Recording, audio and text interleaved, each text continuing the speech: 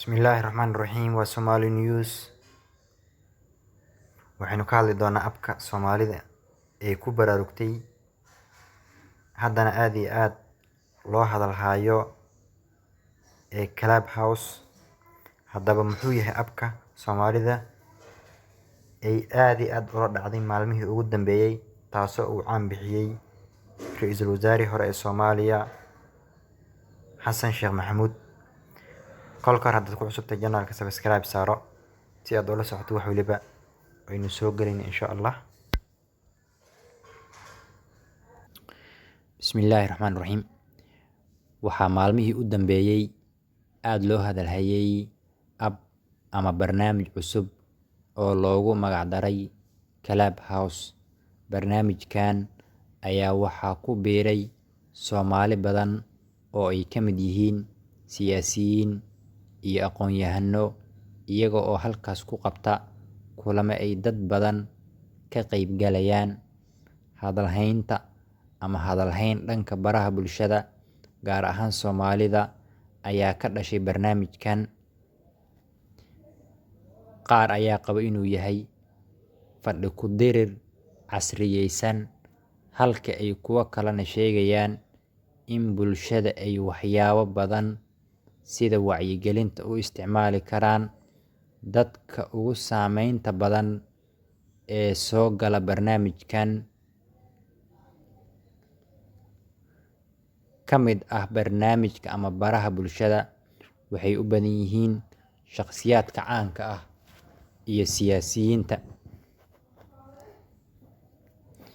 Haddaba muxuu yahay abka Clubhouse?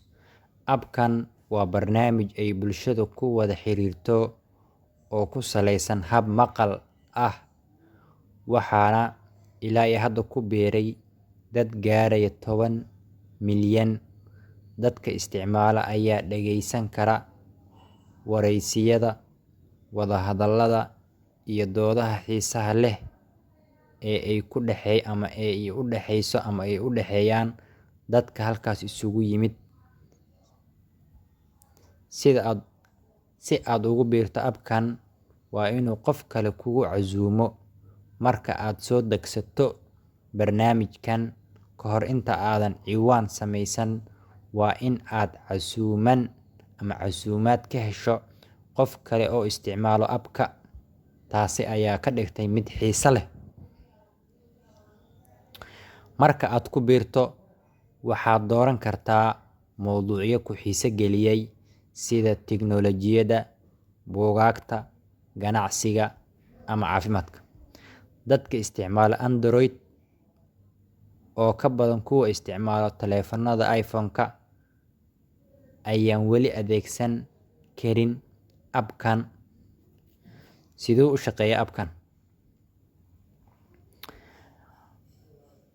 Marka uu qofka horey u isticmaalayay kugu casuumo inaad ciwaan samaysato, waxaa taleefankaaga gacanta kuugu soo dhacayo fariin ku hagaysa.